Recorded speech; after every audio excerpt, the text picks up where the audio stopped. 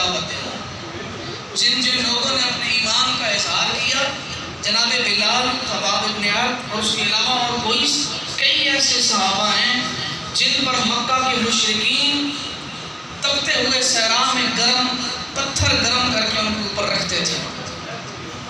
بیڑیوں میں جگڑ کے ان کے سخت دھوپ کے اوپر کھڑا کیا جاتا تھا۔ تو جناب عمار کے والدین نے بھی ایمان چھپایا نہیں، اپنے ایمان کا اظہار کر دیا۔ جب اظہار کیا تو مکہ کے مشرکوں میں سب سے بڑا جاہل ابو جہل تھا،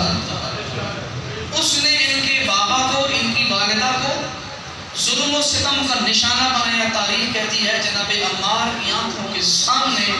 اس بدبخت نے ان کی والدہ کو نیزہ مار کے شہید کیا، اور ان کے بابا جناب یاسر کو بھی شہید کیا۔ اور تاریخ کہتی ہے اسلام کے سب سے پہلے شہید کا نام یاسر تھا، اور سب سے پہلی شہیدہ کا نام جناب سمیہ تھا۔ یعنی مولا علی علیہ السلام کے نوکر کو یہ بھی اعزاز حاصل ہے کہ ان کے والد اور والدہ نے شہادت کا آغاز کیا۔ اسلام آنے کے بعد شہادت کا پہلا دروازہ کھلا جناب یاسر کی شہادت سے اور ان کی زوجہ جناب سمیہ کی شہادت سے۔ لیکن جب جناب عمار کی باری آئی تو یہاں تاریخ کہتی ہے کہ اتنا شدید ان کو ستایا گیا، حتیٰ کہ بعض کہتے ہیں کہ آگ میں ڈالا گیا۔ لیکن بالآخر ایک انسان کب تک برداشت کر سکتا ہے؟ جناب عمار کی زبان سے جو وہ کہنا چاہتے تھے انہوں نے کہہ دیا، یعنی کہ جس خدا کا اقرار کیا تھا اس سے انکار کیا اور ان کے جھوٹے خداؤں کی تعریف کی۔ توجہ کیجیے گا، اب جب جھوٹے خداؤں کی تعریف کی وہاں سے نکلے، ابھی کچھ لوگوں کو انتظار ہوتا ہے کہ نئی خبر، نئے فوج میں بھرتی ہو نا، بندہ نیا فوج میں بھرتی ہو تو ان کی کوشش یہ ہوتی ہے کہ جو بڑا سالار ہے اس کے ساتھ میری بند ہو کے رہے، تو کوئی بھی خبر کہیں سے ہے تو سب سے پہلے میں دوں۔ تو کچھ ایسے لوگ بھی تھے کہ جنہوں نے جناب عمار کے اس عمل کو دیکھا اور جناب عمار سے پہلے جا کے رسول اللہ کو شکایت کر دی۔ اور روایت کے الفاظ یہ ہیں، میں آپ کو روایت کے الفاظ بتا دوں برکت کے لیے، کہتے ہیں کہ اخبر رسول اللہ بذالک فقال فی عمار جماعت انہ کفر۔ عمار کے پہنچنے سے پہلے ایک جماعت آگے آ گئی صحابہ کی، یا رسول اللہ وہ جو آپ کا چہیتا ہے نا عمار، اس نے آپ کے بتائے ہوئے خدا کا انکار کر کے مشرکوں کے خداؤں کا اقرار کر کے کفر اختیار کر دیا۔ اب یہ جب جملے پیغمبر نے سنے، اب روایت کے جملے توجہ کیجیے گا، فقال النبی کلا، پیغمبر نے فرمایا نہیں، ہرگز نہیں، ایسا نہیں ہو سکتا، کیونکہ پیغمبر جانتے تھے، سردار جانتا ہے میرا کون سا نوکر کتنا وفادار ہے۔ پیغمبر نے ان شکایت لگانے والوں کے سامنے عمار کا قصیدہ پڑھا اور ایک ہی لائن میں کہا، تم جو عمار کی شکایت لگا رہے ہو، ان عمارا مولیا ایمانا من کرنے ہی الى قدم ہی، کہ عمار وہ ہستی ہے کہ سر سے لے کر پیر تک اس کا پورا وجود ایمان سے بھرا ہوا ہے۔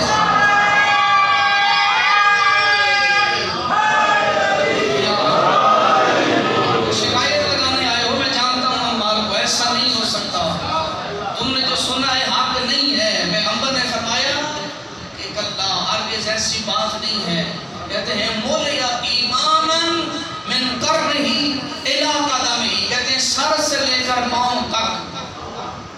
ایمان سے لبریز ہے۔ اور اگلے جملے میں تو میں کہتا ہوں کہ عمار کی فضیلت جو ہے، یہ لفظ یا پیغمبر نے علی مرتضیٰ کے بارے میں کہے ہیں یا علی کے نوکر کے بارے میں کہے ہیں۔ اگلے جملے یہ تھے، پیغمبر نے فرمایا کہ سنو، وَاخْتَلَطَ الْإِيمَانُ بِلَحْمِهِ وَدَمِهِ، ایمان اس کے پورے وجود اور خون کے اندر سرایت کر چکا ہے۔ اب تم اگر باہر نکال کے دیکھو تو ایمان کو خون کے ذروں سے جدا نہیں کر سکتے، جسم کے ٹکڑوں سے ایمان جدا نہیں کر سکتے۔ جو ایمان علی کا نوکر لایا ہے اس کے پورے وجود میں رچ بس چکا ہے، رچ بس چکا ہے۔ اچھا، ادھر سے پیغمبر نے قصیدہ ختم کیا، یہ لوگ کھڑے تھے ادھر سے عمارہ، کیونکہ جو معاملہ ہوا تھا فوراً جناب عمار آ گئے۔ عمار سامنے آئے تو پیغمبر نے فرمایا کہ ما خبر کا،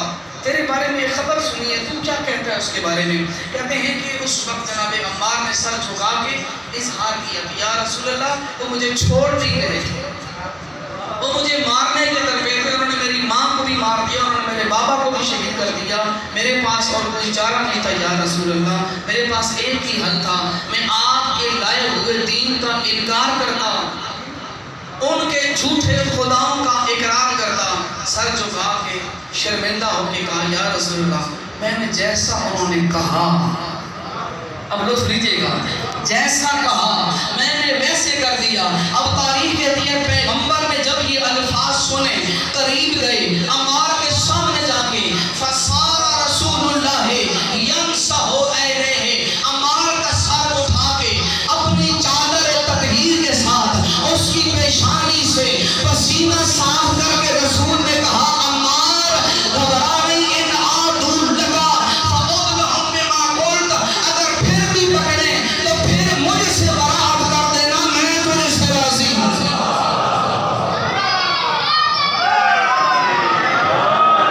میں تجھ سے راضی ہوں، مجھے پتا ہے تو نے دل سے انکار نہیں کیا،